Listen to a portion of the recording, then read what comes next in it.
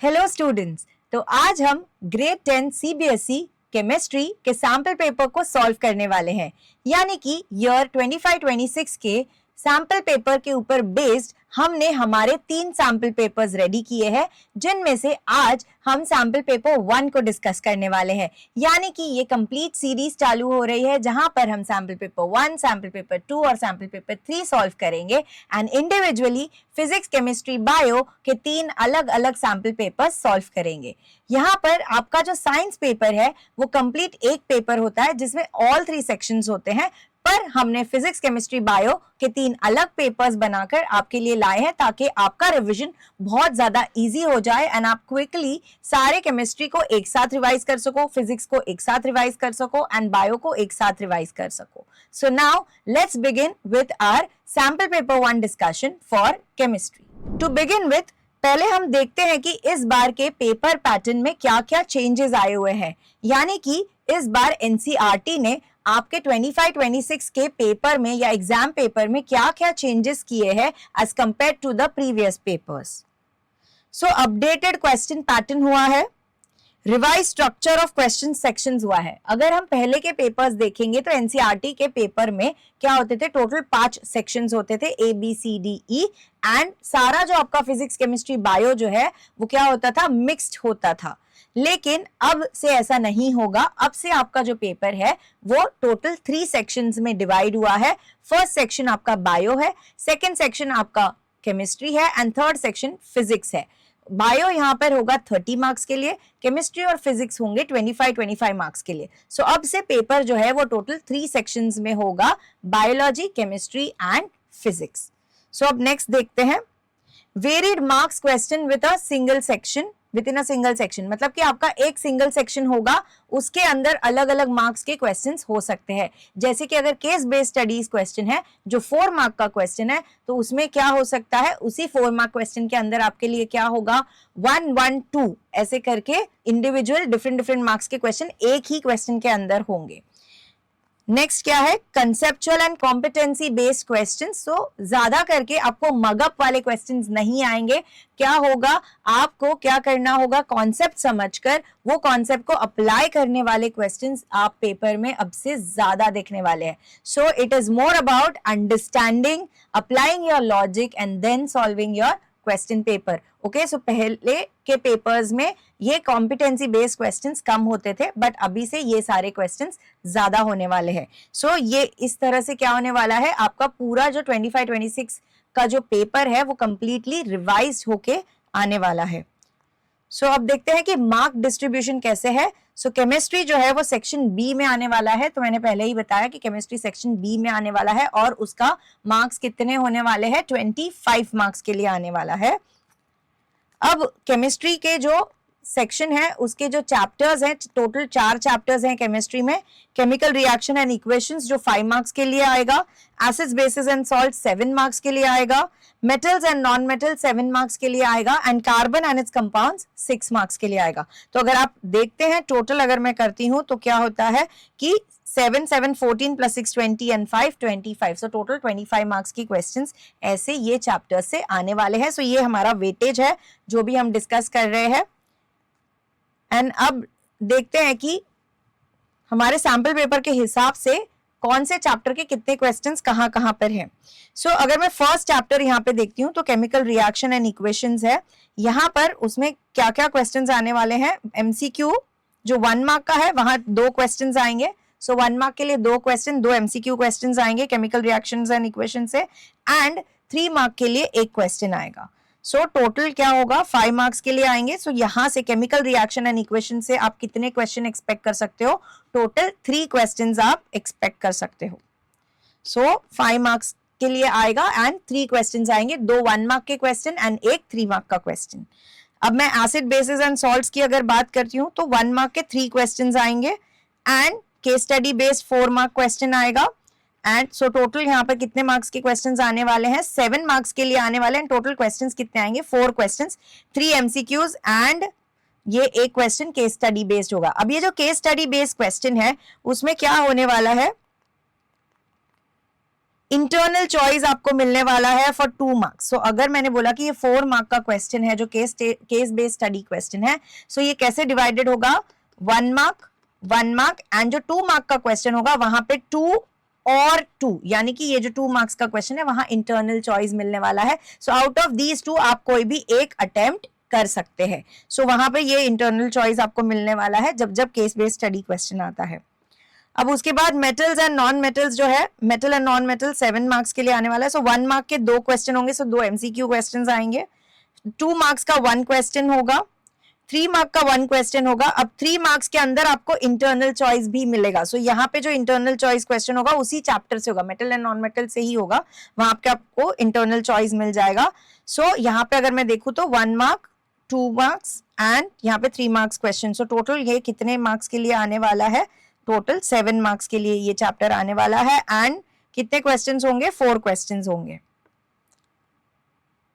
अब carbon and its compound, उसमें 1 mark का एमसीक्यू आएगा जो क्या होगा, असर्शन रीजन बेस्ड क्वेश्चन होगा। So assertion reason based question AR लिखा है हमने, सो वो 1 मार्क का एमसीक्यू होगा। एंड लॉन्ग आंसर क्वेश्चन जो 5 मार्क्स के लिए है वो 1 क्वेश्चन आएगा, लेकिन यहाँ पे स्टार दिया, यानी यहाँ पर क्या होगा, इंटरनल चॉइस आएगा।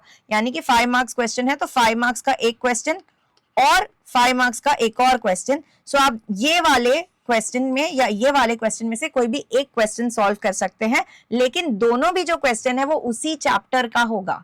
ओके, सो उसी चैप्टर में से होगा। सो ऐसा नहीं है कि एक चैप्टर का एक क्वेश्चन दिया, दूसरे चैप्टर का एक क्वेश्चन दिया, ऐसे नहीं होगा। दोनों जो क्वेश्चंस है वो एक ही चैप्टर से होगा। So that is there. So total ये चैप्टर जो है वो 6 मार्क्स के लिए आता है। एक 5 मार्क का क्वेश्चन आएगा और एक 1 मार्क के लिए क्वेश्चन आएगा। सो टोटल 2 क्वेश्चंस आएंगे। सो this is how the entire weightage will look like, ठीक है। एंड ये जो टोटल मार्क्स है इंक्लूडिंग ऑप्शनल क्वेश्चंस, मतलब जो भी इंटरनल चॉइस वगैरह है अगर वो इंक्लूड करके आप देखोगे तो यहाँ पे क्या होगा, 5 मार्क्स के लिए फर्स्ट चैप्टर है, 9 मार्क्स के लिए सेकंड चैप्टर है, 10 मार्क्स के लिए थर्ड चैप्टर है, एंड फोर्थ जो है वो 11 मार्क्स के लिए। लेकिन ये जो है ये क्या है, इंक्लूडिंग ऑप्शंस। सो ऑप्शंस में जितना भी है वो सारा ऐड करके ये टोटल है, लेकिन विदाउट ऑप्शन जो है वो ये वेटेज है। Okay, so this is about how your paper is going to look like. So अब देखते हैं कि पेपर पर जो इंस्ट्रक्शंस है वो कैसे हमें कैसे सॉल्व करने हैं। सो यहाँ पे क्या दिया है, read the following instruction carefully and follow them. This question paper consist of total आपके पेपर में कितने क्वेश्चंस होंगे, 39 क्वेश्चंस होंगे। एंड ये 39 क्वेश्चंस जो है वो 3 सेक्शंस में डिवाइड होने वाले हैं। सो वहां पे क्या है, सेक्शन A जो है वो बायोलॉजी होगा, B जो है वो केमिस्ट्री होगा, एंड C जो है वो फिजिक्स होगा।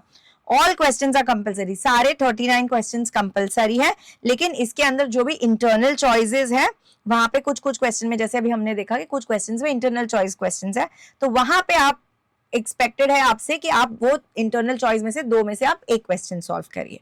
ओके, सो ये है टोटल आपका जो एंटायर 80 मार्क्स का जो पेपर है उसका क्या है, पूरा एक ओवरव्यू हमने दिया हुआ है आपको। सो अब आज के सेक्शन में हम क्या करने वाले हैं, हम सेक्शन B के क्वेश्चन सॉल्व करने वाले हैं, यानी कि केमिस्ट्री का जो पार्ट है सेक्शन B है जो 25 मार्क्स के लिए है, उससे रिलेटेड जो भी है वो सॉल्व करने वाले हैं। सो ये 25 मार्क्स के हमने 3 सैंपल पेपर्स बनाए हैं और उसमें से हम सैंपल पेपर 1 आज डिस्कस करेंगे। ये पूरा जो सैंपल पेपर है वो NCERT के सैंपल पेपर के बेस्ड बनाया गया है, उसके हिसाब से सारे क्वेश्चंस जो है, जो इंपॉर्टेंट क्वेश्चंस है वो हमने दिए हुए हैं और उनको हम सॉल्व करने वाले हैं for you to have a quick revision, last minute revisions, बहुत सारा क्वेश्चन सॉल्व करना है, तो डेफिनेटली यहाँ पर ये काम आपका हो जाने वाला है। So now let's begin with our session. So section B में जो क्वेश्चंस है वो चालू होंगे क्वेश्चन नंबर 17 से और वो स्टार्ट होगा विथ एन MCQ, ठीक है। सो उसमें जो फर्स्ट MCQ है वो देखते हैं क्या है, which of the following equations represent redox reaction and what are the values of x and y in this equations। so यहाँ पे 2 equations दिए हुए हैं, यहाँ पे ये 2 equations में हमें क्या करना है, x और y का वैल्यू जो है वो फाइंड करना है, एंड हमें ये भी बताना है कि इसमें से कौन सा रिएक्शन जो है वो रिडॉक्स रिएक्शन को रिप्रेजेंट कर रहा है। ऑप्शंस क्या दिए हैं, only one, equation 1 is a redox reaction, x equal to 1, y is equal to 3, both equations 1 and 2 are redox reaction, x equal to 3 and y equal to 6. Only equation 2 is a redox reaction, x equal to 2 and y equal to 10. Both equation 1 and 2 are redox reaction, x equal to 2 and y equal to 10. So अब एक एक जो equation को है हम ध्यान से देखने वाले हैं. तो फर्स्ट इक्वेशन की अगर मैं बात करती हूं तो क्या है, CuO प्लस 2Al क्या दे रहा है, Al2O3 एंड XCu. तो अगर आप देखोगे कि CuO जो है वो किस में कन्वर्ट हो चुका है, Cu में. सो अगर वो Cu में कन्वर्ट हो चुका है, oxygen has been gone out, there is a loss of oxygen. So क्या होगा, ऑक्सीजन एग्जिट मतलब reduction, reduce. So CuO is reduced as oxygen is removed and Al में ऑक्सीजन ऐड हो गया, मतलब वहां पे क्या हो रहा है, oxidation. So Al is oxidised as oxygen is added. तो यहाँ पे वो ऑक्सीडाइज हुआ है. तो अगर आप देख रहे हो कि एक ही साथ में क्या हो रहा है, रिडक्शन भी हो रहा है, कॉपर ऑक्साइड जो है वो रिड्यूस हो रहा है, एल्यूमिनियम जो है वो ऑक्सीडाइज हो रहा है, ऑक्सीडेशन रिडक्शन टुगेदर. कौन सा रिएक्शन हो गया, it is a redox reaction. अच्छा, अब हम देखते हैं इक्वेशन नंबर 2. तो इक्वेशन नंबर 2 की अगर हम बात करें तो यहां पर क्या हो रहा है, C5H12 जो है वो किसमें कन्वर्ट हो रहा है, it is converted into CO2. सो यहाँ पे C5H12 जो है वहां पर ऑक्सीजन की एंट्री हो रही है, is oxidise as hydrogen exit and oxygen enter, hydrogen is removed and oxygen is added and O2 जो है वो क्या हो रहा है, रिड्यूस हो रहा है क्योंकि वहां पे हाइड्रोजन ऐड हो रहा है. सो यहाँ पे क्या हुआ, C5H12 का ऑक्सीडेशन हुआ एंड O2 का रिडक्शन हुआ and that is why again oxidation reduction happening together. तो ये भी रिएक्शन क्या है, रिडॉक्स रिएक्शन है. अब हमें बैलेंसिंग देखना है. सो बैलेंसिंग अगर देखते हैं, इफ यू सी यहाँ पे 3CuO है तो यहाँ पे कॉपर बैलेंस करने के लिए कितना होना चाहिए, 3. सो हमारा x का वैल्यू क्या होगा, 3 होगा. एंड अगर हम y के लिए देखें, y is what, hydrogen H2. यहाँ पे H2 हाइड्रोजन कितना है, 12, यहाँ पर 2 है. सो अगर यहाँ पर 12 है, यहाँ पर 2 है, तो y क्या होना चाहिए, 6 होना चाहिए. सो अब देखते हैं अगर ये 6 ऐड करने से ऑक्सीजन पे क्या होता है, 8 2 ऑक्सीजन इज 16 ओवर हियर और यहाँ पे कितना है, 5 2 10 और ये 6 ऐड करने के बाद 6, तो ऑक्सीजन भी बैलेंस हो जाएगा. सो हमारा y का वैल्यू क्या होगा, 6 होगा. सो both equations 1 and 2 are redox equations or redox reactions and x is equal to 3 and y is equal to 6. So हमारा करेक्ट आंसर क्या होने वाला है, ऑप्शन नंबर बी, जहां पे both equation 1 and 2 are redox reactions, x is equal to 3 and y is equal to 6. अगर आप इसको प्रॉपर्ली सॉल्व करोगे, एक 30 सेकेंड्स लेके आप पेपर पे इक्वेशंस लिख दो, वहां पे अंडरस्टैंड कर लो. एक तो बैलेंसिंग बहुत इजी दिया हुआ था, आपको सिर्फ right hand side left hand side के एटम्स को बैलेंस करना था एंड ऊपर से ये अंडरस्टैंड करना था. अगर आप वो प्रॉपर्ली 30 सेकेंड्स दोगे ये क्वेश्चन को, ऑप्शंस रीड करोगे, 1 मार्क इज डेफिनेटली योर्स. और इसी तरह से ये पेपर में हम सॉल्व करते हैं. सो करेक्ट आंसर क्या है, both equation 1 and 2 are redox reaction, x is equal to 3 and y is equal to 6. So now let's move on to the next question जो होगा question number 18. Again वो भी क्या होगा, MCQ question होगा. With both acids and bases, an amphoteric oxide can react to produce salt and water. If in any condition aluminium oxide is reacted with HCl and NaOH one by one, what difference about acid base behavior is displayed? Aluminum oxide participates as only a base. Aluminum oxide displays both acidic and basic nature. It treats with acids only, producing hydrogen gas. It cannot be treated with bases. So 4 options दिए हैं. हमें ये बताया गया है कि aluminium oxide जो है वो क्या है, HCl और NaOH के साथ 1 by 1 रिएक्ट कर रहा है. हमें ये बताना है कि क्या डिफरेंस आपको दिख रहा है एसिड बेस बिहेवियर में. कौन डिस्प्ले करेगा, वो एल्यूमिनियम ऑक्साइड ही डिस्प्ले करेगा वो behaviour. So let's to solve this. हम क्या करेंगे, एल्यूमिनियम ऑक्साइड और HCl के साथ रिएक्शन लिखेंगे पहले तो. सो if you see aluminum oxide over here is reacting with HCl, so क्या हुआ, aluminum and chlorine आपका combine हो जाएगा to give you AlCl3 which is aluminium chloride and H and O, that is water, will come together and this is how this reaction will also get balanced. So यहाँ पर क्या हुआ, aluminium oxide जो है वो जब acid के साथ रिएक्ट कर रहा है, it is acting as a base. So ये यहाँ पे बेसिक नेचर बता रहा है अपना, और एसिड के साथ रिएक्ट करके क्या फॉर्म कर रहा है, सॉल्ट एंड वाटर. अब हम क्या करेंगे, NaOH के साथ रिएक्ट करवाते हैं. सो एल्यूमिनियम ऑक्साइड जब NaOH के साथ रिएक्ट करेगा तो सोडियम एल्यूमिनेट फॉर्म होता है, ओके, विच इज NaAlO2, जो ये सॉल्ट फॉर्म हुआ है, and water, so salt and water. अब जब बेस के साथ रिएक्ट कर रहा है तब एल्यूमिनियम ऑक्साइड जो है वो क्या कर रहा है, एसिड की तरह बिहेव कर रहा है.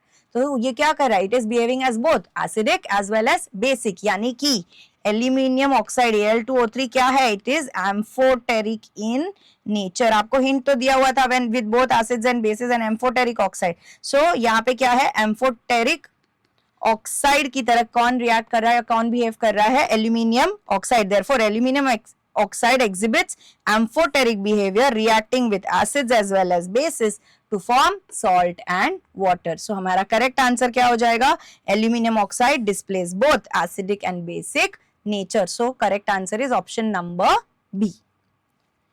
अब चलते हैं नेक्स्ट क्वेश्चन की तरफ, जो है क्वेश्चन नंबर 19. ये भी क्या है, MCQ क्वेश्चन है. A clear strip of zinc metal is kept in two separate test tubes. Test tube A consists of blue copper sulfate, that is CuSO4 solution. Test tube B consists of colorless iron sulfate, that is FeSO4 solution. After some time, the mentioned observations are noticed. Which of the following is correct observation and inference? The solution stays blue and no reaction happens in the test tube A. Zinc gets layered with iron in test tube B. The blue color vanishes and reddish brown copper is deposited in test tube A. No visible variation happens in test tube B. A gas is liberated because of the oxidation of zinc in both the test tubes. The blue color gets darker in test tube A. The solution converts to brown because of iron oxide production in the test tube B. So यहाँ पर एक situation दिया है जहाँ पे दो test tubes हैं and एक में क्या ऐड हुआ है, CuSO4 ऐड हुआ है एंड दूसरे में क्या ऐड हुआ है, FeSO4, एंड दोनों में ही क्या ऐड किया है, जिंक मेटल स्ट्रिप ऐड किया हुआ है. सो बेसिकली ये मेटल्स के रिएक्टिविटी के ऊपर क्वेश्चन है, डिस्प्लेसमेंट रिएक्शन के ऊपर क्वेश्चन है. So which metal displaces the metal which is more reactive than the other metal will displace the metal. So यहाँ पे हमें वही देखना है और यहाँ पर क्या ऐड हुआ है, जिंक ऐड हुआ है.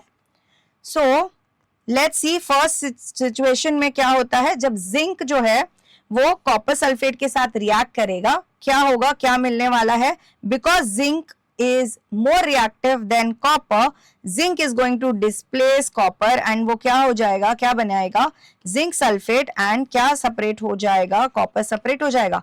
यानी कि जो CuSO4 है जिसका सोल्यूशन का कलर क्या था, ब्लू था, जो कलर ब्लू था वो क्या हो गया, अब वो कन्वर्ट हो गया है जिंक सल्फेट में. सो वो जो ब्लू कलर है वो फेड हो चुका है. Okay, so it is no longer there, so blue colour vanishes and क्या सेपरेट हो गया था, कॉपर डिस्प्लेस हो गया था. तो वो जो कॉपर है, कॉपर जो है वो कहाँ पे जाने वाला है, जिंक के ऊपर डिपॉजिट होने वाला है. सो कॉपर जो है रेडिश ब्राउन कलर में होता है, सो वो जाके कहाँ डिपॉजिट हो जाएगा, जिंक पे. सो यहाँ पे क्या है, डिस्प्लेसमेंट रिएक्शन हो रहा है. सो ओवर हियर कॉपर जो है वो जिंक पे डिपॉजिट हो जाएगा एंड जो कॉपर सल्फेट का जो कलर है वो वैनिश हो जाएगा, क्योंकि वहां पे क्या फॉर्म हो जाने वाला है, जिंक सल्फेट फॉर्म होने वाला है. So that is there, that this is happening in test tube A. अब टेस्ट ट्यूब बी में क्या है, FeSO4 है. अब FeSO4 और जिंक के बीच में कोई रिएक्शन नहीं होगा, बिकॉज क्या है कि जिंक एंड आयन जो है वो बहुत ज्यादा क्लोज है रिएक्टिविटी सीरीज में, उनकी जो रिएक्टिविटी है बहुत ज्यादा क्लोज है एंड बिकॉज ऑफ दैट क्या हो रहा है, जो जिंक है वो आयन को डिस्प्लेस नहीं कर सकता, इसीलिए यहाँ पर क्या होगा, there will be no reaction happening. So अब टेस्ट ट्यूब बी में नो रिएक्शन हैपनिंग यानी कि कोई भी विजिबल चेंज नहीं दिखेगा. टेस्ट ट्यूब ए में हमने देखा कि जो CuSO4 सोल्यूशन है वो उसका जो कलर है, जो ब्लू कलर, वो वैनिश होगा, कॉपर जो ब्राउन कलर का है वो डिपॉजिट होगा. सो हमारा करेक्ट आंसर क्या होने वाला है, option number B, blue color vanishes, reddish brown copper deposited in test tube A, No visible variation happens in test tube B. So our correct answer is option number B. So now let's move on to the next question. Question number 20, very short answer question. So question क्या है? 4 students tested 2 solutions using phenolphthalein indicator. Test tube X contained dilute sodium hydroxide and test tube Y contained dilute hydrochloric acid. Each student recorded the following observation. Who has written the correct interpretation? So हमें ये find करना है कि who has written the correct interpretation. So यहाँ पे 4 students हैं A, B, C, D और यहाँ पे उन्होंने क्या किया है, जो है एक टेस्ट ट्यूब X है और एक टेस्ट ट्यूब Y है एंड टेस्ट ट्यूब X में क्या है, NaOH है, टेस्ट ट्यूब Y में क्या है, HCl है एंड दोनों ही टेस्ट ट्यूब में क्या ऐड किया हुआ है, phenolphthalein इंडिकेटर ऐड किया गया है and each student has recorded following observation. A ने क्या रिकॉर्ड किया है, NaOH colourless, HCl pink. B ने pink NaOH colourless in HCl. C ने क्या रिकॉर्ड किया है, colourless in NaOH colourless in HCl. D ने क्या रिकॉर्ड किया है, pink in NaOH orange in HCl. So अगर मैं यहाँ पर देखती हूँ तो इंडिकेटर क्या होता है, इंडिकेटर जनरली कहाँ यूज होता है, to find out whether the given solution is acidic और बेसिक. सो वो जनरली क्या है, अपना कलर चेंज करके हमें दिखा देते हैं. जैसे कि अगर ब्लू लिटमस होता या रेड लिटमस होता तो वो उस तरह से ब्लू या रेड कलर देकर क्या करते, चेंजेस दिखा देते. सो फॉर एग्जाम्पल एसिड जो है वो ब्लू लिटमस पेपर को रेड में कन्वर्ट कर देता है एंड जो बेस है वो रेड लिटमस पेपर को ब्लू में कन्वर्ट करता है. सो ये होता है लिटमस का जो कलर चेंजेस है. यहाँ पर क्या हुआ है, जो इंडिकेटर हमें दिया है वो phenolphthalein इंडिकेटर दिया है. सो phenolphthalein का जो कैरेक्टरिस्टिक कलर चेंज है वो क्या है, वो बेस में पिंक कलर देता है और एसिड में क्या देता है, इट बिकम्स कलरलेस. सो यहाँ पर pink in base and phenolphthalein is colorless in acidic medium and pink in basic medium. In NaOH which is basic in nature, pink color appears, whereas HCl which is acidic in nature, वहां पर क्या होगा, it will remain colorless. So ये कौन से student के case में था, ये स्टूडेंट B जो है, स्टूडेंट B ने क्या दिया है, करेक्ट आंसर दिया है. B ने जो है क्या बोला था, NaOH में pink and HCl colorless. So over here student B has written the correct interpretation. So this is our answer. Who has written the correct interpretation? Student B has written the correct interpretation and उसका reason भी हमने दिया है कि क्यों हो रहा है. So now let's move on to the next question, that is question number 21, which is again an MCQ question. When equal volumes of the mentioned solutions are created at equal concentrations, which one will have the minimum pH value? Sodium hydroxide, ammonium hydroxide, hydrochloric acid, acetic acid. Equal volumes of mentioned solutions. Equal volumes of mentioned solutions. ये सारे जो solutions हैं उनका equal volume लिया गया. For example 10 ml, 10 ml सारे ही कितने लिए हैं, 10 ml लिए हैं. And हमें ये पूछा गया है कि which one will have the minimum pH. So इनमें अगर हम इनका अगर pH मेजर करने गए या पीएच पेपर से अगर इनको चेक करने गए तो हमें जो भी कलर चेंज मिलेगा उससे पीएच का वैल्यू मिलेगा. सो किस में मिनिमम पीएच मिलने वाला है या कौन से सोल्यूशन में मिनिमम पीएच मिलने वाला है वो फाइंड आउट करना है. So we know that pH scale की अगर मैं बात करूं तो दिस इज 7.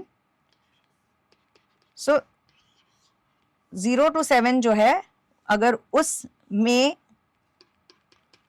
अगर कोई सोल्यूशन का वैल्यू आता है तो then that solution is acidic and 7 to 14 में अगर है तो that solution is basic और alkaline. So अगर minimum pH value पूछा है मतलब कि pH value सबसे कम होना चाहिए, यानी वो क्या होना चाहिए, towards acidic pH होना चाहिए. So ये हमारा basic understanding है. So now pH measures the hydrogen ion concentration. Lower pH is when acidity is higher. मतलब acid क्या होना चाहिए, स्ट्रॉन्ग होना चाहिए. यही मैं यहाँ पे बता रही थी कि अगर पीएच मिनिमम बोला है तो वो क्या होना चाहिए, वो टुवर्ड्स एसिड होना चाहिए, यानी काफी ज्यादा स्ट्रॉन्ग एसिड होगा तब उसका पीएच क्या होगा, the pH is going to be at the lower end. Okay, so now among the mentioned, HCl is the strong acid as it fully ionizes. HCl क्या है? स्ट्रॉन्ग एसिड है, वो fully ionise करता है, मतलब अगर हम उसको वाटर में डालेंगे तो वो कंप्लीटली क्या होगा? डिसोसिएट होगा इनटू H+ एंड Cl-। वहां पे कोई भी मॉलिक्यूल्स नहीं होंगे, सारे के सारे क्या हो जाएंगे? आयॉन्स ही होंगे। सो और उसका जो pH है वो एकदम ही लोअर एंड पे आता है, almost towards 1 because it is a very strong acid. अगर एसिटिक एसिड की बात करें तो ये भी एसिड है, लेकिन ये वीक एसिड है, वो उतना ज्यादा डिसोसिएट नहीं होता है। CH3COO- के साथ H+ होगा, but along with that CH3COOH भी मिलेगा, वहां पे मॉलिक्यूल्स भी होंगे, कंप्लीट आयोनाइजेशन नहीं होगा। सो उसका जो pH है वो थोड़ा सा हायर होगा उससे, विच इज अराउंड 3 और 4 उसका pH होगा। NaOH एंड NH4OH तो बेसिस हैं, तो इनका जो pH है it is going to be greater than 7। So ये NaOH यानी sodium hydroxide and ammonium hydroxide जो है वो तो क्या है? उनका जो pH है वो हायर एंड पे ही होने वाला है। सो अब अगर मुझे सिर्फ मिनिमम pH वाला कुछ फाइंड आउट करना है तो वो कौन सा होने वाला है? It is going to be the HCl which is going to have the minimum pH. So यहाँ पर हमारा करेक्ट आंसर हो जाएगा option number C, which is hydrochloric acid HCl, which is the strongest acid, and that is why यहाँ पे क्या होगा? It will have the minimum pH value. So now let's move on to the next question, which is question number 22. Again an MCQ question. When carbon dioxide gas is passed through lime water, it first turns milky, and on passing an excess of carbon dioxide, the milkiness disappears. Which of the following correctly explains the observation? So यहाँ पे एक reaction बताया है carbon dioxide का कि जब हम उसको लाइम वाटर के थ्रू पास करते हैं तो वो मिल्की टर्न हो जाता है, एंड जब excess of carbon dioxide pass करते हैं तो मिल्कीनेस चला जाता है। So now there will be few statements given, and उसमें से हमें करेक्ट ऑब्जर्वेशन को एक्सप्लेन करता हुआ कौन सा स्टेटमेंट है वो फाइंड आउट करना है। सो let's see what is the first statement. Insoluble calcium carbonate first forms, which then converts into soluble calcium bicarbonate. Soluble calcium carbonate first forms, which then converts into insoluble calcium bicarbonate. Insoluble calcium bicarbonate first forms, which then converts into soluble calcium carbonate. Soluble calcium hydroxide first forms, which then converts into insoluble calcium bicarbonate. सो यहाँ पे बहुत सारा दिया है, calcium carbonate, calcium bicarbonate, calcium hydroxide, कभी soluble कभी insoluble, इतना सारा स्टेटमेंट्स दिया है। When you read such questions कुछ कंफ्यूज होने की जरूरत नहीं है। पहले तो आप रिएक्शंस लिखो, आपके जो प्रोडक्ट्स फॉर्म होंगे उसको मार्क करो, उसका नाम देखो, फिर स्टेटमेंट आप रीड करो, and then go and mark your answer. You will definitely mark the correct answer. लेकिन आप कंफ्यूज होके, पैनिक होके कुछ भी मार्क करोगे तो फिर वहां पर आपके मार्क्स जाएंगे। सो बेटर है कि हम क्या करेंगे, पहले रिएक्शन समझ के उसको रिएक्शन लिखेंगे, ठीक है। सो स्टेप 1 इनिशियली क्या हुआ था? On passing carbon dioxide through lime water is calcium hydroxide CaOH twice के साथ जब कार्बन डाइऑक्साइड रिएक्ट करेगा क्या मिलेगा? Calcium carbonate. What do you get? CaCO3 is nothing but calcium carbonate, precipitate है, okay. So this is precipitate यानी वो insoluble है, plus what we get? Water. So insoluble calcium carbonate is produced which gives the milky appearance. अब वो milky क्यों हो रहा है? क्योंकि क्या फॉर्म हो रहा है? कैल्शियम कार्बोनेट फॉर्म हो रहा है, जो उसको क्या कर दे रहा है? उसको मिल्की टर्न कर दे रहा है, because it is a insoluble precipitate. अब एक्सेस ऑफ कार्बन डाइऑक्साइड पास करेंगे, यानी कि CaCO3 में और कार्बन डाइऑक्साइड ऐड होने वाला है। So CaCO3 plus carbon dioxide plus what we are already क्या है? एक्वेस सोल्यूशन है, सो वाटर तो होगा ही। सो ये सारा जब कंबाइन होगा तब क्या फॉर्म होता है? CaHCO3। CaHCO3 क्या है? Calcium bicarbonate. सो ये क्या है? बाइकार्बोनेट है, and this calcium bicarbonate is soluble. So ये सोल्यूबल है, तो बिकॉज ये सोल्यूबल है, जो मिल्कीनेस है वो वैनिश हो जाएगा। मिल्कीनेस क्यों था? Because of that insoluble calcium carbonate. लेकिन अब वो कैल्शियम कार्बोनेट चला गया और उसकी जगह पे क्या फॉर्म हो रहा है? कैल्शियम बाइकार्बोनेट, जो सोल्यूबल है। तो बिकॉज वो सोल्यूबल है, entire milkiness goes away. So milkiness vanishes as calcium bicarbonate is soluble in water. अब हमें करेक्ट आंसर मार्क करना है, उसके लिए हम क्या देखेंगे? स्टेप 1 में क्या फॉर्म हुआ? कैल्शियम कार्बोनेट, जो क्या है? insoluble, so insoluble calcium carbonate. And step 2 में क्या फॉर्म हुआ, कैल्शियम बाइकार्बोनेट, जो क्या है, सल्यूबल है, सो इट इज सल्यूबल. अब हम जाके हमारे ऑप्शंस चेक करते हैं. So insoluble calcium carbonate, so insoluble calcium carbonate forms first, which then converts into soluble calcium bicarbonate. ये तो हमारे ए ऑप्शन में ही है. सो हमारा करेक्ट ऑप्शन क्या है, option number A. So now let's move on to the next question, which is question number 23, which is again a MCQ question. When aqueous sodium carbonate reacts with aqueous calcium chloride, a white insoluble precipitate is formed along with a soluble salt. The aqueous solution obtained after the reaction will mainly contain calcium carbonate, sodium chloride, sodium carbonate, calcium chloride. So यहाँ पे पहले तो question समझते क्या है, aqueous sodium carbonate, sodium carbonate यानी Na2CO3 reacts with calcium chloride CaCl2 के साथ रिएक्ट करेगा.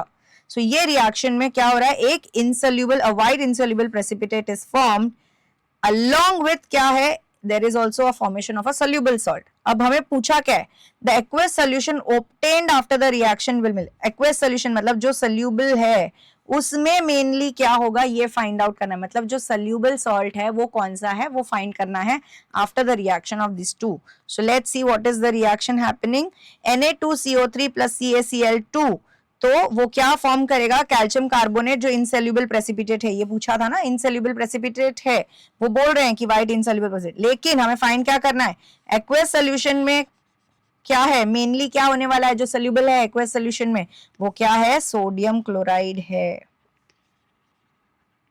Okay, it is not going to come out as precipitate, right, ये सोल्यूशन में रहने वाला है. तो this is sodium chloride. Sodium carbonate reacts with calcium chloride to form insoluble calcium carbonate, which is a white precipitate, and soluble sodium chloride, which remains in the aqueous solution. ये जो है वो aqueous solution में रह जाएगा, इसीलिए वो solution में सबसे ज्यादा क्या मिलने वाला है, aqueous solution will contain what, NaCl, it will contain NaCl. So हमारा correct answer क्या है, sodium chloride, which is option number B.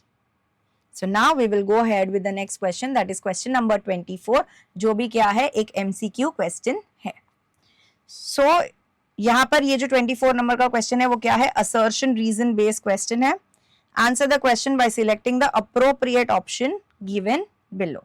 So assertion reason question हमें पता है कि दो स्टेटमेंट्स होंगे, एक assertion का होगा, एक reason का होगा. फिर हमें दोनों जो है assertion reason को क्या करना है, रीड करना है, फाइंड आउट करना है दोनों ट्रू है दोनों फॉल्स है. एक ट्रू एक फॉल्स है, अगर दोनों ट्रू है तो क्या जो रीजन दिया है वो जो है assertion को एक्सप्लेन कर रहा है या नहीं कर रहा है. So let's move ahead. assertion में क्या दिया है, alkanes which is CnH2n+2 undergo only substitution reactions and not addition reaction. Alkanes are saturated hydrocarbons with only single bond between the carbon atoms. So this is assertion and this is reason. So हमारे options भी दिए हैं. So अब देखते हैं कि alkanes जो है, alkanes क्या है, अगर मैं एग्जाम्पल लेती हूँ alkanes यानी मीथेन का एग्जाम्पल लेती हूँ, the first family member of the alkane. So अगर मैं मीथेन का एग्जाम्पल लेती हूँ, यहाँ पर ये अल्केन जो है इसके सारे जो बॉन्ड्स है वो क्या है, they are satisfied by single covalent bond. Carbon के सारे बॉन्ड सिंगल कोवैलेंट बॉन्ड से सैटिस्फाइड हो रहे हैं. सो यहाँ पर क्या होगा, is there any double bond present, नहीं है. सो एडिशन रिएक्शन यहाँ पर नहीं पॉसिबल है क्योंकि मल्टीपल बॉन्ड्स नहीं है, डबल या ट्रिपल बॉन्ड्स नहीं है, उसको ब्रेक करके कुछ ऐड नहीं हो सकता है. यहाँ पे अगर किसी चीज में कुछ रिएक्शन होना है तो क्या होगा, ये जो हाइड्रोजन्स हैं जो मीथेन के जगह पे, उनको क्या होना होगा, एक हाइड्रोजन को बाहर आना होगा और उसके जगह पर किसी को आना होगा. एडिशन मतलब क्या, जो ऑलरेडी जहां है वहां है और ऐड कर दो. अब कार्बन के पास जगह है क्या, यहाँ पर कार्बन के पास बिल्कुल भी जगह नहीं है. सारे जो बॉन्ड्स है, सारे जो इलेक्ट्रॉन्स है वो क्या है, हाइड्रोजन के साथ क्या है, प्रॉपर स्टेबल स्ट्रक्चर बना रहे हैं. तो अब अगर किसी और एटम को अंदर आना है तो उसको क्या करना पड़ेगा, हाइड्रोजन को हटाना पड़ेगा, तभी वो अंदर आ पाएगा. सो that is why always remember कि यहाँ पर और नहीं आ सकते हैं क्योंकि डबल बॉन्ड ट्रिपल बॉन्ड है ही नहीं. अगर डबल बॉन्ड ट्रिपल बॉन्ड होता तो क्या करता है, बॉन्ड ब्रेक होता और एडिशन हो जाता, बट ये पॉसिबल नहीं है अल्केन्स में. सो एक बाहर जाएगा तभी दूसरा अंदर आएगा. तो सैचुरेटेड कंपाउंड, सैचुरेटेड जो हाइड्रोकार्बन्स है यानी कि जो अल्केन्स है, उनमें कौन सा रिएक्शन पॉसिबल है, सब्स्टिट्यूशन ही पॉसिबल है, एडिशन पॉसिबल नहीं है. सो असर्शन तो ट्रू है कि alkanes undergo only substitution reaction and not addition reaction.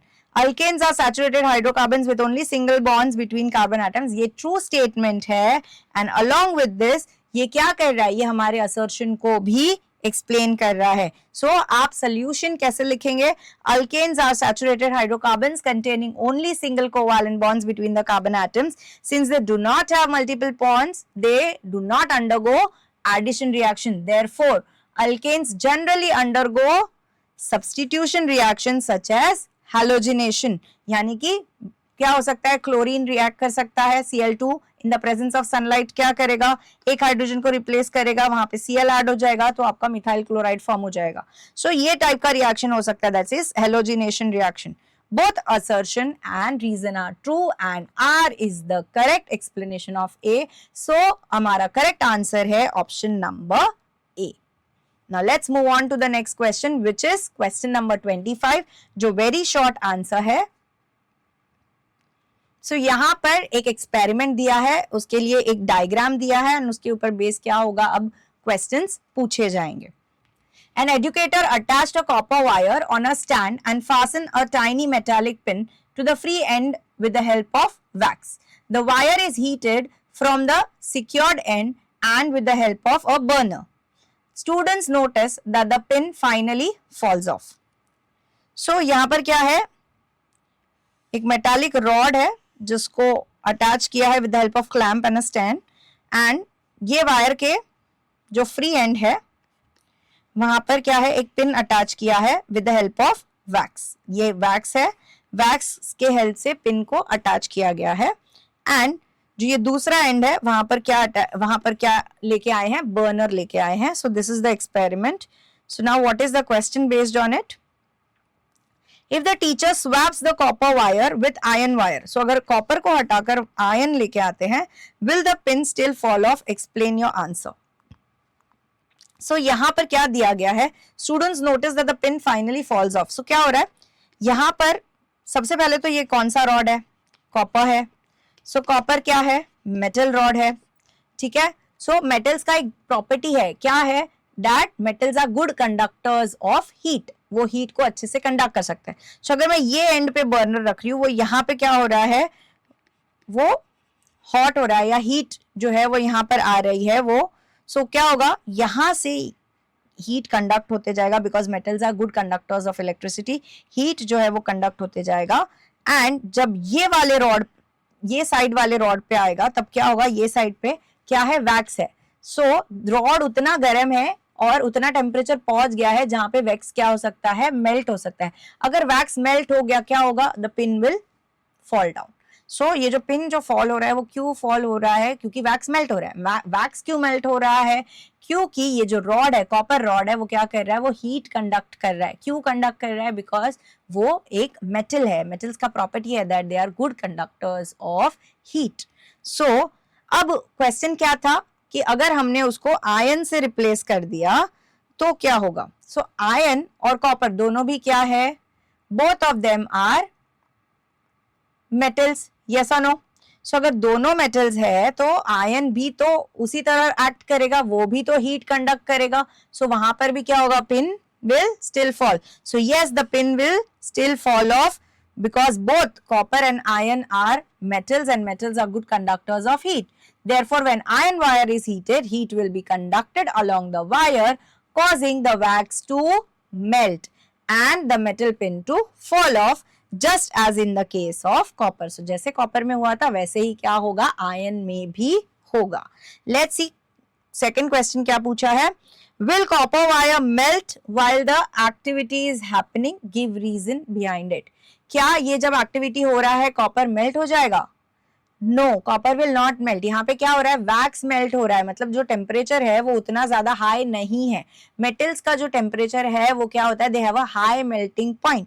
सो यहाँ पर जो टेम्परेचर है वो क्या है, सिर्फ वैक्स को मेल्ट हो जाए उतना ही गर्म है।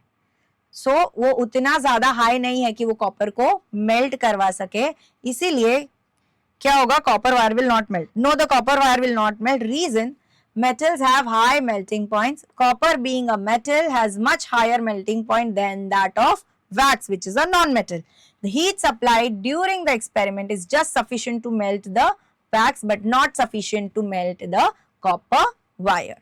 So now let's move on to the next question, which is question number 26. Again a short answer question, 3 marks के लिए है। यहां पर आ गया आपका internal choice, attempt either option A और ऑप्शन बी। सो यहां पर आपको चॉइस दे दिया गया है, ऑप्शन ए अटेम्प्ट करिए या ऑप्शन बी अटेम्प्ट करिए, दोनों भी एक ही चैप्टर से बिलोंग करेगा। सो अगर आपको इजी लगता है आप ए अटेम्प्ट कीजिए, बी आपको इजी लगता है आप बी अटेम्प्ट कीजिए।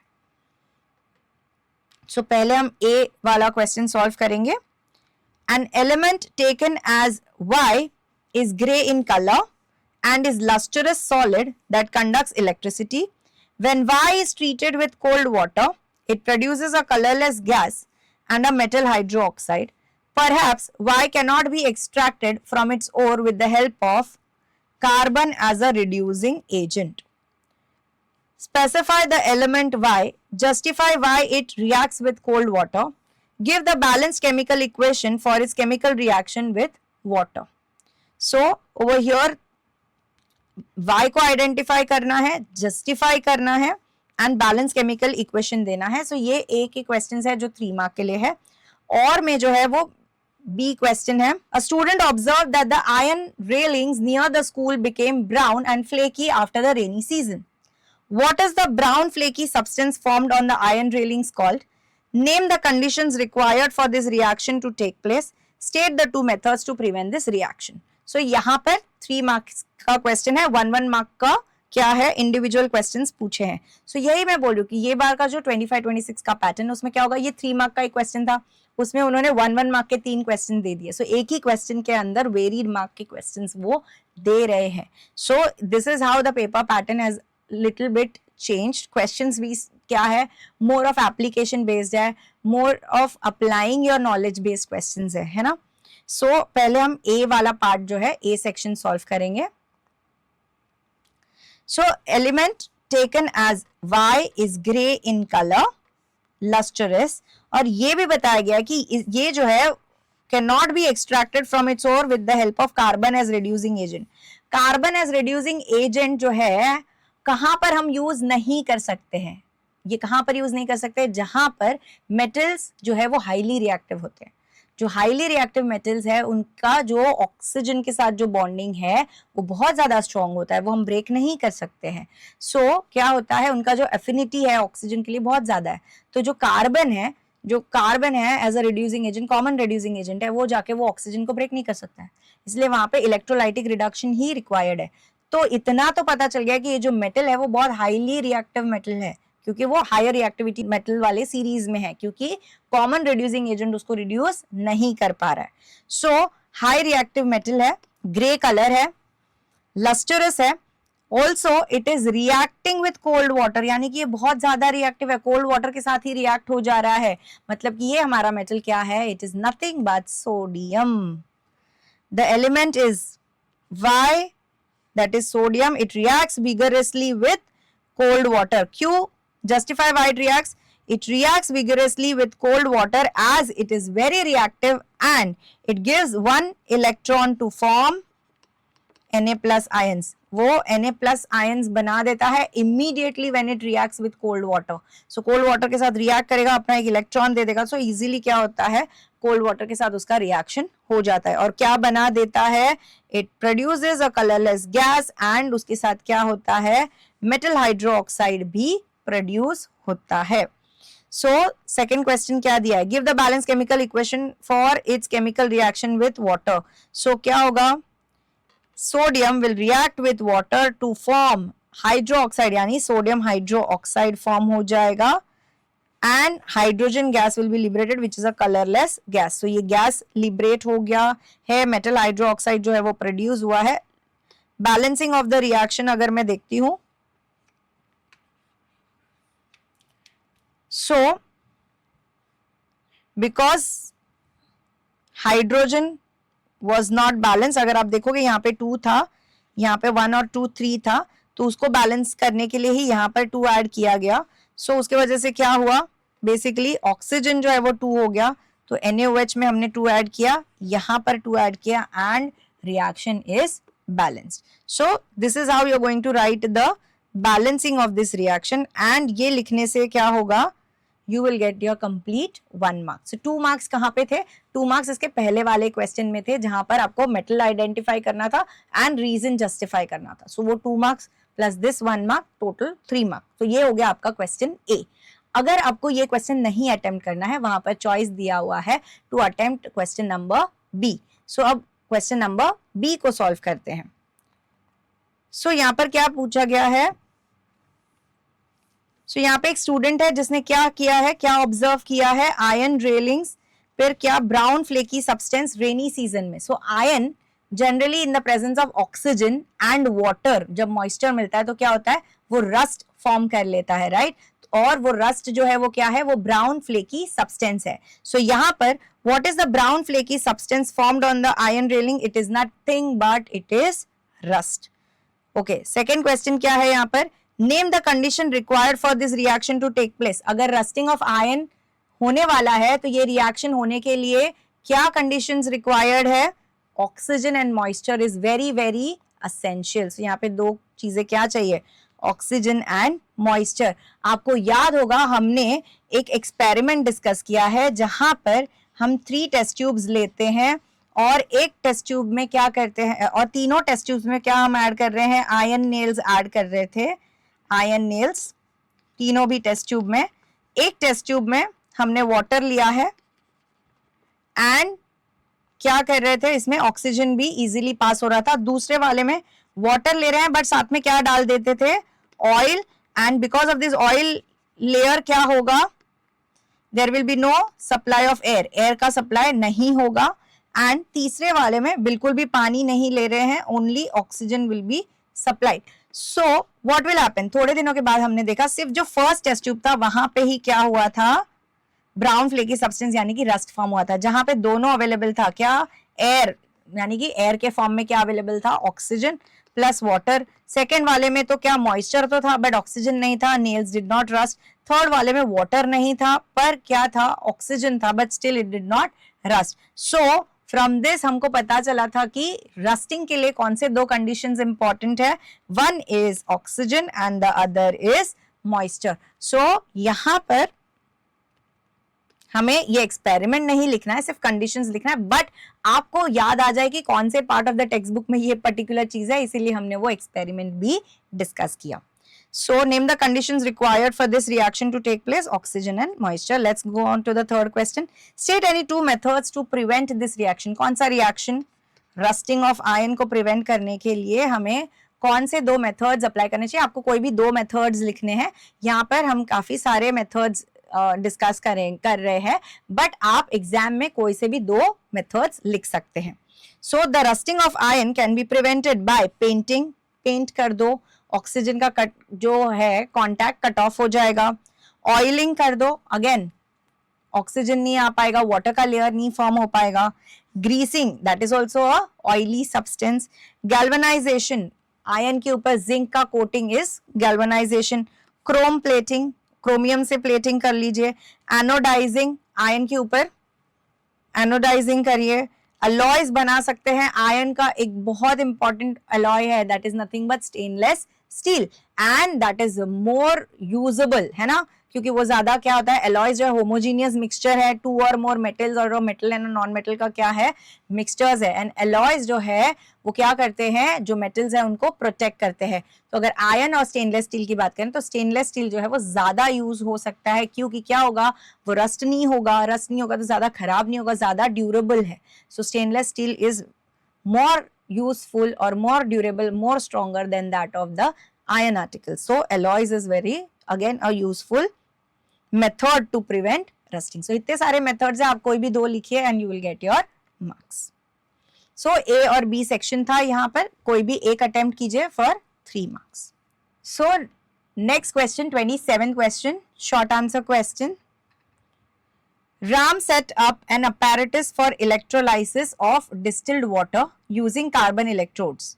The electrodes were connected to a battery through a switch and a bulb was included in the circuit to test the electrical conductivity. On switching on the circuit, he observed that the bulb did not glow and no gas bubbles were formed at either electrode. On teacher's advice, Ram added a small quantity of dilute sulfuric acid to the distilled water. After this, the bulb started glowing dimly and gas bubbles were observed at both electrodes. So, यहाँ पर क्या है, एक experimental setup दिया है, एक पूरा experiment दिया है जहां पर बताया कि 2 इलेक्ट्रोड्स है, उनको क्या किया है, वाटर में ऐड किया हुआ है, क्योंकि इलेक्ट्रोलाइसिस ऑफ डिस्टिल्ड वाटर वो करने की कोशिश कर रहा है. कार्बन इलेक्ट्रोड्स लिए हुए हैं यहाँ पर, एंड साथ में उन्होंने क्या बोला, एक स्विच और बल्ब भी दिया है टू अंडरस्टैंड कि क्या इलेक्ट्रिसिटी कंडक्ट हो रहा है या नहीं हो रहा है.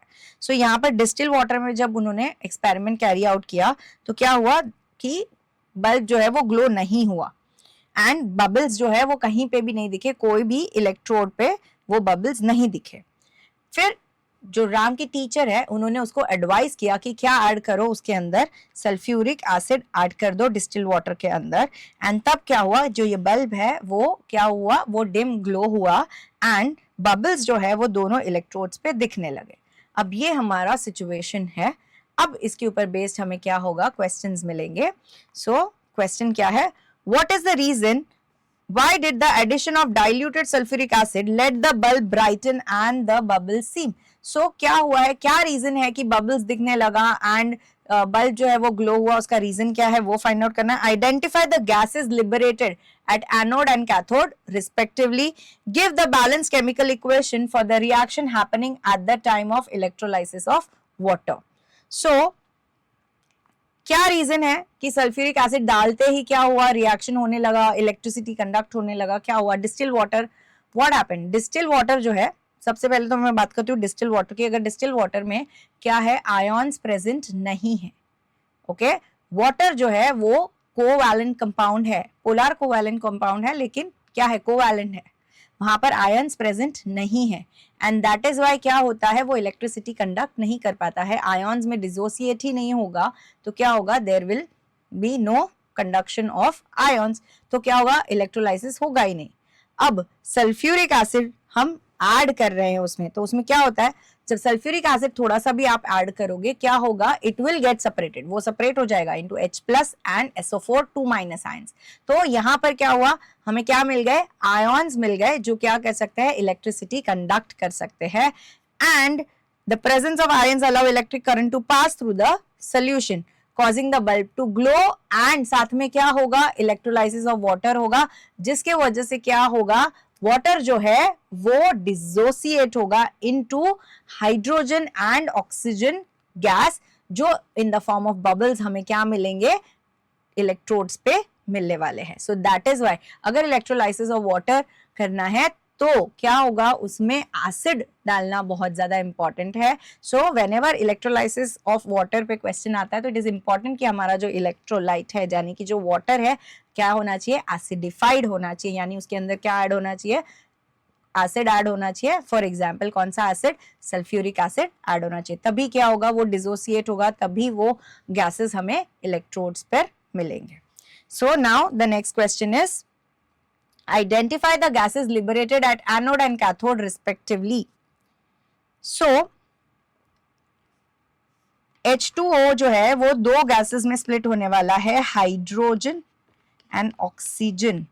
हाइड्रोजन जो है वो H+ आयंस है, यानी पॉजिटिव आयंस है. पॉजिटिव आयंस हमेशा कहाँ जाते हैं, नेगेटिव इलेक्ट्रोड के पास, and that negative electrode is cathode. कहाँ पे जाएंगे, कैथोड पे जाएंगे.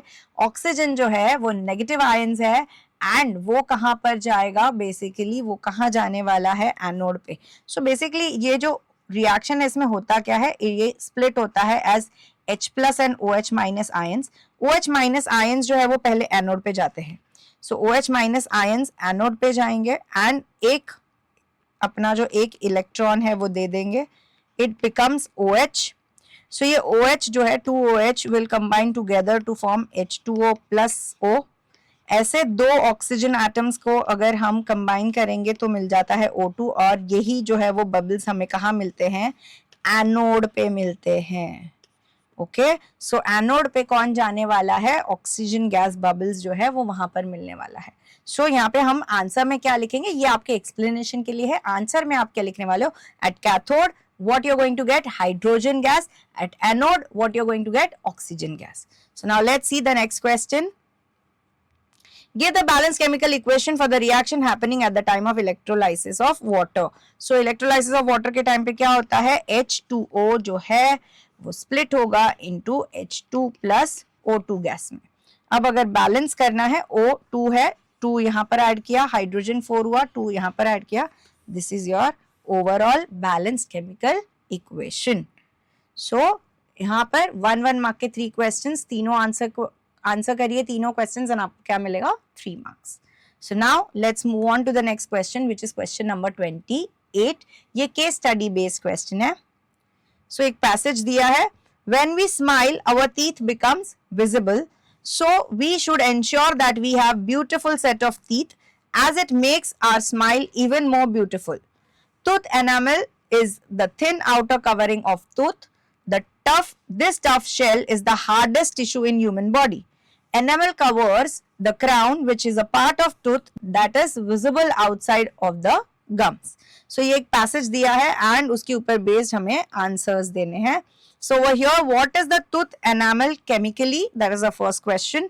फिर आपको क्या मिला है, एक इंटरनल चॉइस मिला है जो 2 मार्क्स क्वेश्चन के लिए है. सो बी जो है वो 2 मार्क्स क्वेश्चन है, उसके अंदर आपको मिला है कि या तो ये फर्स्ट क्वेश्चन सॉल्व कीजिए या फिर ये वाला क्वेश्चन सॉल्व कीजिए. इन दोनों में से कोई भी आप एक क्वेश्चन सॉल्व कर सकते हो. So how is tooth decay related to pH? State the condition when it starts corroding. What is the nature of the salt present in the tooth enamel? Explain. And C question again 1 mark के लिए होगा. सो ये question कैसे marks में divided है, 1 2 1. सो ये ऐसे 4 marks में है और ये जो 2 मार्क का क्वेश्चन है वहां पर आपको चॉइस मिला है. यहाँ पे 2 क्वेश्चंस दिए, उसमें से कोई भी एक क्वेश्चन आप सॉल्व कर सकते हो. So why do doctors suggest use of tooth powder और toothpaste to prevent the tooth decay? So एक एक करके क्वेश्चन आंसर करते हैं. What is tooth enamel chemically? So tooth enamel is nothing but calcium phosphate which is CA3PO4 twice, calcium phosphate. So next question क्या है, how is tooth decay related to pH? State the condition when it starts corroding. So how is tooth decay related to pH? Basically जो tooth decay है वो कब होगा, जब हमारे mouth का जो pH है वो रिड्यूस होके अराउंड 5.5 चला जाएगा, तब क्या होगा, टूथ डिके होने लगेगा. ओके, अब ये जो पीएच है वो फॉल क्यों होता है? सो हमारे माउथ में जब लेफ्ट ओवर फूड जो है वो बच जाता है, क्या होगा, बैक्टीरिया जो है that will act upon this leftover food and क्या create करेगा, acid create करेगा. Now because of this acid which is formed, हमारे जो माउथ का जो मीडियम है वो एसिडिक हो जाएगा एंड पीएच जो है वो ड्रॉप हो जाएगा. अब ये एसिडिक मीडियम में टीथ क्या होने लगेगा, teeth will start corroding. So this is what is happening, the acidic medium causes corrosion of tooth enamel leading to its decay. Second question क्या पूछा है इसके अंदर, what is the nature of the salt present in the tooth enamel? Explain.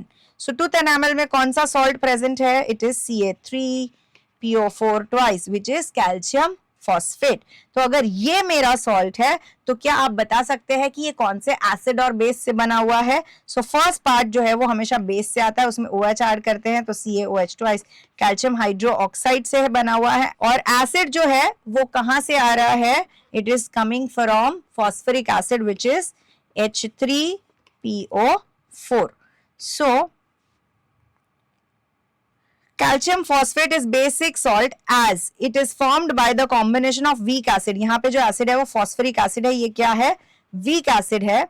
And जो base है वो slightly strong base है, तो यहाँ पर बेस डोमिनेट करेगा. सो ये सॉल्ट में क्या है, क्योंकि बेस स्लाइटली क्या है, स्ट्रॉन्गर बेस है एंड एसिड वीक है, बेस डोमिनेट करेगा. तो ये जो सॉल्ट है उसका नेचर क्या हो जाएगा, it will be a basic salt.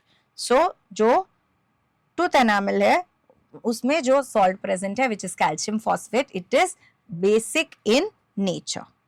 So let's move on to the next question. इसमें जो क्या है, अब question number C. Question number C 1 mark के लिए है. Why do doctors suggest use of tooth powder and toothpaste to prevent tooth decay? Tooth decay मैंने आपको बताया कि वो because of the acidic environment जो माउथ में आ जाता है या जनरेट होता है, उसके वजह से ही क्या होता है, टूथ डिके होता है. सो अब वो एसिडिक एनवायरनमेंट को क्या करना है, हमें रिड्यूस करना है या न्यूट्रलाइज करना है. तो कौन सा सब्सटेंस होना चाहिए, वो सब्सटेंस बेसिक होना चाहिए. So tooth powder and toothpaste क्या है, they are basic in nature. So whenever you brush your teeth what will happen, ये जो बेसिक सब्सटेंसेस है वो जो ये एसिड फॉर्म है उसको क्या कर देगा, न्यूट्रलाइज कर देगा. एंड बिकॉज एसिड न्यूट्रलाइज हो जाएगा, टीथ करोड नहीं होगा, आपका एनामल सेफ रहेगा. सो टूथ डिके जो है वो नहीं होगा. दैट इज व्हाई डॉक्टर्स जो है वो रिकमेंड करते हैं that you have to brush 2 times a day. So this is the answer for question number C. Now let's move on to question number 29. ये 5 mark question है. यहाँ पे एक ही चैप्टर से 2 questions होंगे. One will be of complete 5 marks, other will be of complete 5 marks. दोनों एक ही chapter से question होगा and आपको solve करना है. So attempt either A और B. So दोनों में से कोई भी एक ही question को आप attempt करोगे. सो ए क्वेश्चन को देखेंगे पहले. A hydrocarbon CXHY goes through combustion as per the mentioned chemical equation. So ये जो है एक हाइड्रोकार्बन है, it is undergoing combustion reaction. So ये हमें दिया हुआ है एंड इसके ऊपर बेस 5 क्वेश्चंस हैं. बी क्वेश्चन हम बाद में रीड करेंगे. So let's go on and read the first question of your A question. 29th A का क्वेश्चन है. इसके अंदर first A question, find the values of x and y. सो हमें फाइंड करना है कि यहाँ पे ये जो हाइड्रोकार्बन दिया है उसका ये जो x और y क्या है वो फाइंड करना. कैसे फाइंड करेंगे अब? सो हमारे पास बहुत इजी ऑप्शन है क्योंकि ये बैलेंस्ड केमिकल रिएक्शन है. आप नंबर ऑफ कार्बन एटम्स जो है वो प्रोडक्ट साइड पे काउंट करिए एंड उसके हिसाब से रिएक्टेंट साइड बैलेंस करेंगे. सो यहाँ पर कितने कार्बन्स हैं? 4. और कहीं पे कार्बन्स है? नहीं है. सो रिएक्टेंट में भी सिर्फ यही प्लेस पे कार्बन है, तो ये जो X क्या हो जाने वाला है, 4 हो जाएगा. हाइड्रोजन देखते हैं, यहाँ पर सिर्फ एक ही जगह पे है तो दिस इज Y. यहाँ पर भी एक ही जगह पे 5 2 जा 10. सो Y जो है वो क्या है, 10 है. X जो है वो 4 है. कैसे मिला? मैंने सिर्फ बैलेंसिंग ऑफ रिएक्शन देखा है, left side right side balance करने की कोशिश की है, वही नंबर्स वहां पे फाइंड आउट करने की कोशिश की. So the mentioned equation is CXHY 13/2O2 gives 4CO2 plus 5H2O. When we compare the number of atoms on both sides, वही हमने किया. X क्या मिला? 4. Y क्या मिला? 10. So X is 4, Y is 10. Therefore the hydrocarbon is C4H10. Second question क्या है? Give the IUPAC name of the hydrocarbon that is undergoing this reaction. ये हाइड्रोकार्बन क्या मिला था हमें? C4H10. C4H10 यानी ये अल्केन है. If you can see, कैसे पता चला? C4 का डबल क्या है? 8. So ये 2N 8 + 2 है. सो CnH2n. अगर ये जनरल मॉलिक्यूलर फॉर्मूला ये फॉलो कर रहा है, ये कौन से फैमिली से बिलोंग करता है? अल्केन फैमिली से बिलोंग करता है. एंड क्योंकि इसमें क्या है, 4 कार्बन एटम्स है, सो 4 कार्बन एटम वाला अल्केन फैमिली कौन सा है? It is nothing but butane. So the IUPAC name of the hydrocarbon is butane. अब थर्ड क्वेश्चन क्या है? Illustrate the electron dot structure of the hydrocarbon which is there. So hydrocarbon क्या है? Alkane है, butane है, तो उसमें क्या होने वाला है? जितने भी बॉन्ड्स है सारे क्या होने वाले हैं? सिंगल कोवैलेंट, क्योंकि अल्केन फैमिली है.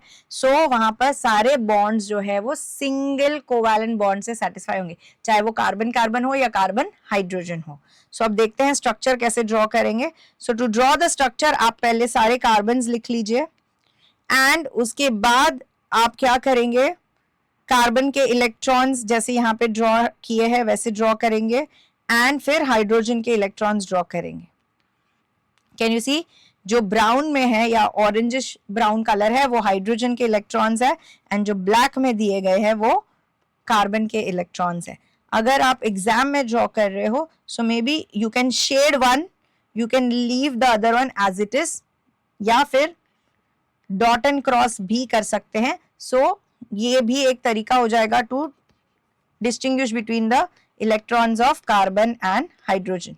ठीक है, सो आप ये अलग अलग तरीके से उसको डिस्टिंग्विश करके स्ट्रक्चर बना सकते हो। सो क्या होगा, बिकॉज ब्यूटेन है 4 कार्बन्स, सबके इलेक्ट्रॉन्स ऐसे आप बना लीजिए। अब यहाँ पे एक यहाँ पे गया है तो 3 और होंगे, उसके सामने क्या होगा, हाइड्रोजन। यहाँ पे 2 कार्बन, मतलब कार्बन के 2 इलेक्ट्रॉन गया है, सो यहाँ पे 2 हाइड्रोजन। सिमिलरली यहाँ पर भी 2 हाइड्रोजन, यहाँ पर सिर्फ एक ही इलेक्ट्रॉन गया है, so 3 electrons and 3 hydrogen. So इसी तरह से क्या बनेगा, electron dot structure of butane बनेगा। अब नेक्स्ट क्वेश्चन क्या है, give the name of the alcohol that when heated with concentrated sulphuric acid forms this hydrocarbon.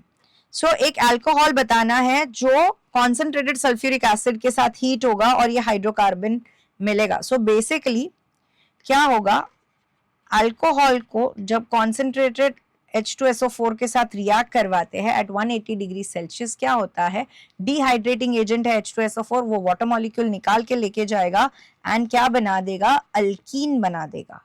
लेकिन हमारा हाइड्रोकार्बन अल्केन है, तो क्या होगा, अब ये अल्कीन में क्या होगा, हाइड्रोजिनेशन रिएक्शन होगा या एडिशन रिएक्शन होगा, जहां पे हाइड्रोजन्स ऐड हो जाएंगे। हाइड्रोजिनेशन रिएक्शन यानी addition of hydrogen. So hydrogen add होते ही अल्कीन किस में कन्वर्ट हो जाएगा, अल्केन में कन्वर्ट हो जाएगा। सो अगर मुझे अल्केन 4 कार्बन चाहिए तो ये जो अल्कीन फॉर्म हुआ है वो भी 4 कार्बन होना चाहिए। तो ये अल्कोहल क्या है, ये भी 4 कार्बन का अल्कोहल होना चाहिए। तो ये अल्कोहल क्या होना चाहिए इन द स्टार्ट, ये अल्कोहल होना चाहिए 4 कार्बन वाला अल्कोहल विल बी ब्यूटेनॉल। सो ये ब्यूटेनॉल है। अल्कीन क्या फॉर्म होगा, ब्यूटीन फॉर्म होगा, एंड जो मेरा हाइड्रोकार्बन है वो उसके बाद ब्यूटेन फॉर्म होगा on addition of hydrogen. So alcohol which is being heated is butanol, that is C4H9OH, which when dehydrated with concentrated H2SO4 produce butene, which is C4H8, and on hydrogenation produces butane, which is C4H10. Now let's move on to that 5th question related to this. Give the balanced equation for the reaction between this hydrocarbon and bromine when sunlight is present. So यहाँ पर substitution reaction होगा, क्योंकि alkane है, addition reactions नहीं होगा। C4H10 plus Br2 क्या होगा, एक ही ब्रोमीन आएगा, एक हाइड्रोजन रिप्लेस होगा। सो C4H9 Br प्लस एक हाइड्रोजन और एक ब्रोमीन रिएक्ट करेगा which is HBr, hydrogen bromide form होगा। So over here what will be forming, butyl bromide जो है वो फॉर्म होगा, एंड ये रिएक्शन को हम बोलते हैं substitution reaction. So this is how you're going to write the reaction. Reaction is already balanced, कुछ करने की जरूरत नहीं है। So ये हुआ 29A का फर्स्ट क्वेश्चन जो 5 मार्क्स का था। अगर आपको ये डिफिकल्ट लगता है एग्जाम में, आप B क्वेश्चन अटेम्प्ट कर सकते हैं। So B क्वेश्चन में क्या है, द एलिमेंट्स इलेक्ट्रॉनिक कॉन्फ़िगरेशन, यहाँ पे 2 एलिमेंट्स हैं, X जिसका इलेक्ट्रॉनिक कॉन्फ़िगरेशन है 282 एंड Y जिसका इलेक्ट्रॉनिक कॉन्फ़िगरेशन है 2,7 are displayed here. Answer the mentioned questions. What kind of bond will be produced between X and Y? X and Y के बीच में कौन सा बॉन्ड प्रोड्यूस होगा? So अगर आप देखोगे तो X जो है वो 282 is a metal. So यहाँ पर ये क्या होगा, अगर वो अपने इलेक्ट्रॉन दे देता है तो ये कैटायन बन जाएगा after giving the electrons, and Y जो है वो 2,7 इसका इलेक्ट्रॉनिक कॉन्फ़िगरेशन है, वो क्या करेगा, 1 इलेक्ट्रॉन गेन करेगा और ये बन जाएगा एनायन। ओके, सो ये एनायन बन जाएगा, and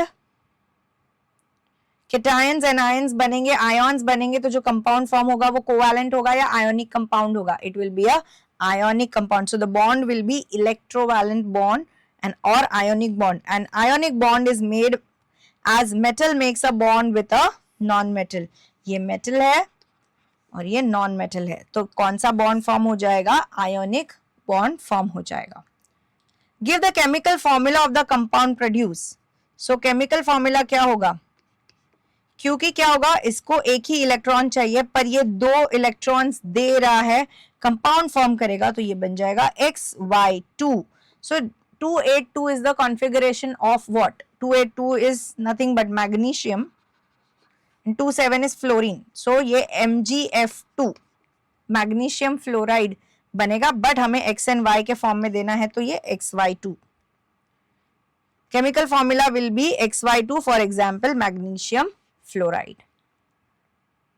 Next question, specify the ions which is present in the compound and also specify their charges. So ions जो है वो क्या है, ions present are X2 plus Y minus, लेकिन यहाँ पे क्योंकि XY2 देखा था, so this will be 2Y minus 1.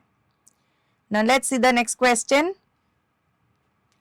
Specify whether this compound solution in water will conduct electricity and mention. So basically हमने देखा कि एक ionic compound form हो रहा है, and ionic compound का ये property है कि वो electricity कब conduct कर पाते हैं, जब वो उनके aqueous solution में होते हैं या फिर molten state में होते हैं। solid state में electricity conduct नहीं होगा। यहाँ पे हमें पूछा गया है कि will it conduct electricity in water, यानी कि aqueous solution में कंडक्ट होगा या नहीं। The answer is yes, the solution will conduct electricity as ions have freedom to move in the aqueous solution. So जैसे ही एक्वस सोल्यूशन में जाएंगे, अभी तक क्या था कि आयनिक कंपाउंड का एक स्पेसिफिक स्ट्रक्चर होता है जब सॉलिड में होते हैं, तो आयंस जो है वो क्या होते हैं, वो स्ट्रक्चर से बाउंड होते हैं, लेकिन जैसे ही आप पानी में डालोगे what will happen, they will dissociate, वो डिसोसिएट हो जाएंगे इनटू आयंस। अब now ions are there, they are free to move, no more they are in the structural lattice, so वो अलग हो जाएंगे एंड अब they are free to move, तो क्या होगा, इलेक्ट्रिसिटी कंडक्ट होगा and that is why they will be able to conduct electricity in their aqueous solution. So इसका लास्ट क्वेश्चन क्या है, give the balance chemical equation for the reaction between Y2 gas and hydrogen gas to produce a compound. So Y2 plus H2 will give